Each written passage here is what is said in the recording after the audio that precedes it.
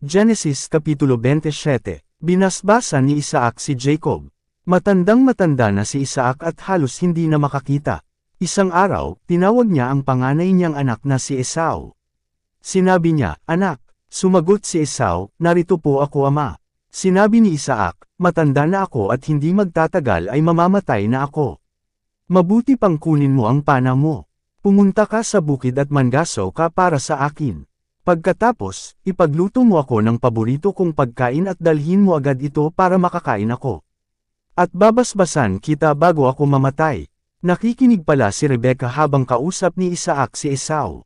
Kaya nang pumunta si Esau sa bukid para manggaso, kinausap ni Rebecca ang anak niyang si Jacob. "Narinig ko ang sinabi ng iyong ama kay Esau na manggaso at agad siyang ipagluto ng paborito niyang pagkain. Sapagkat bago raw siya mamatay babasbasan niya si Esau sa presensya ng Panginoon. Kaya anak, sundin mo ang iuutos ko sa iyo, pumunta ka sa mga hayop natin at kumuha ka ng 2 matabang batang kambing, at ipagluluto ko ang iyong ama ng paborito niyang pagkain. Pagkatapos, dalhin mo ito sa kanya para basbasan kanya bago siya mamatay." Pero sinabi ni Jacob sa kanyang ina, "Alam naman po ninyo na balbon si Esau at ako na maway hindi. Baka hawakan po ako ni ama at malaman niyang niloloko ko lang siya at sampain po niya ako sa halip na basbasan."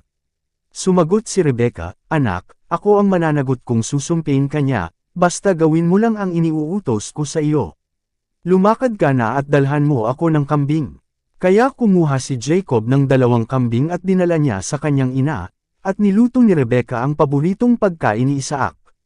Pagkatapos, kinuha niya ang pinakamagandang damit ni Esau na nasa bahay nila at ipinasuot kay Jacob. Nilagyan niya ng balat ng kambing ang braso ni Jacob pati ang leeg nito na hindi balbon. Pagkatapos, ibinigay niya kay Jacob ang pagkain at ang tinapay na niluto niya. Dinala iyon ni Jacob sa kanyang ama at sinabi, "Ama." Sinabi ni Isaac, "Sino ka ba, anak ko?" Sumagot si Jacob, "Ako po si Esau, ang panganay yung anak. Nagawa ko na po ang iniutos ninyo sa akin. Bumangon po kayo at kumain ng pinanggaso ko para mabasbasan niyo po ako." Sinabi ni Isaac, "Anak, paano mo ito nahuli agad?" Sumagot si Jacob, "Tinulungan po ako ng Panginoon na inyong Diyos." Sinabi ni Isaac, "Lumapit ka sa akin, anak ko, para mahawakan kita kung ikaw nga talaga si Esau." Kaya lumapit si Jacob, at hinawakan siya ng kanyang ama at sinabi, "Ang boses mo ay parang kay Jacob pero ang braso mo ay parang kay Esau." Hindi nakilala ni Isaac si Jacob dahil ang braso niya ay balbon din katulad ng kay Esau. Bago niya basbasan si Jacob, nagtanong pa siya, "Ikaw ba talaga si Esau?" Sumagot si Jacob, "Opo, ako nga po." Sinabi ni Isaac, "Sige nga, dalhin mo rito ang niluto mo mula sa pinanggaso mo, at pagkatapos kong kumain ay babasbasan kita." Kaya binigyan siya ni Jacob ng makakain at maiinom, at kumain siya at uminom. Pagkatapos, sinabi ni Isaac sa kanya, "Lumapit ka sa akin, anak, at hagkan mo ako." Lumapit si Jacob sa kanya at hinagkan ang kanyang ama. Nang maamoy ni Isaac ang damit nito, binasbasan niya agad si Jacob na nagsasabi, "Ang amoy ng aking anak ay katulad ng amoy ng bukid na binasbasan ng Panginoon.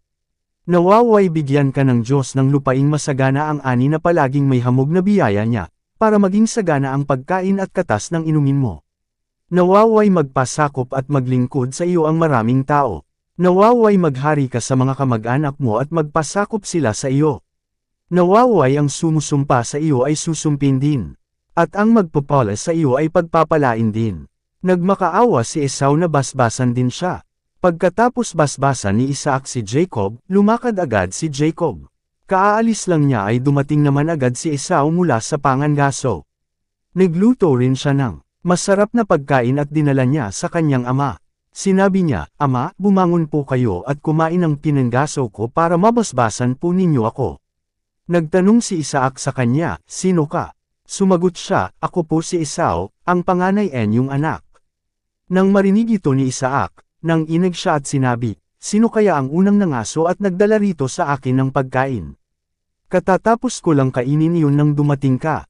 Ibinigay ko na sa kanya ang aking basbas at hindi ko na iyon mababawi." Pagkarinig nito ni Esau, umiyak siya ng labis. Sinabi niya, "Ama, basbasan niyo rin po ako." Pero sumagot si Isaac, niloko ako ng nakababatang kapatid mo at nakuha na niya ang basbas ko na para sana sa iyo. Sinabi ni Esau, pangalawang beses na ito na niloko niya ako. Kaya pala Jacob ang pangalan niya. Kinuha na niya ang karapatan ko bilang panganay at ngayon, kinuha pa niya ang basbas na para sa akin.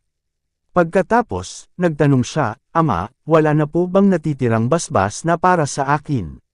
Sumagot si Isaac, ginawa ko na siya na maging iyong amo at ginawa ko rin ang lahat ng kamag-anak niya na maging mga alipin niya. Ibinigay ko na sa kanya ang saganang pagkain at inumin.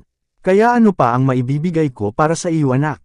Nagmakaawa pa si Esau sa kanyang ama, Ama, wala na po bang kahit isang basbas? Basbasan enyo rin po ako. At patuloy ang kanyang paghagulgol. Sinabi ni Isaac sa kanya, hindi aani ng sagana ang lupaing taytirhan mo. At palagi itong walang hamog na biyaya ng Diyos. Palagi kang makikipaglaban, at maglilingkod ka sa iyong kapatid. Pero kung lalaban ka sa kanya, makakalaya ka sa kanyang kapangyarihan. Kinaputin ni Esau si Jacob dahil sa basbas na ibinigay ng kanyang ama kay Jacob. Sinabi ni Esau sa kanyang sarili, malapit nang mamatay si ama, kapag namatay na siya, papatayin ko si Jacob. Pero nabalitaan ni Rebekah ang balak ni Esau, kaya ipinatawag niya si Jacob at sinabi, ang kuya mong si Esau ay balak kang patayin para mawala ang galit niya sa iyo. Kaya makinig ka sa sasabihin ko, tumakas ka at pumunta sa Haran, doon sa kapatid kong si Laban. Doon ka muna hanggang mawala ang galit ng iyong kuya, at makalimutan na niya ang iyong ginawa sa kanya. Ay papasundo na lang kita roon kapag hindi na siya galit sa iyo. Hindi ko hahayaang mawala kayong dalawa sa akin, baka isang araw magpatayan kayo. Pinapanta ni Isaac si Jacob kay Laban. Ngayon, sinabi ni Rebekah kay Isaac, nagsasawa na ako sa buhay ko dahil sa mga asawang Heteo ni Esau. Kung ang magiging asawa ni Jacob ay taga rito rin lang na isang babaeng Heteo mabuti pang mamatay na lang ako.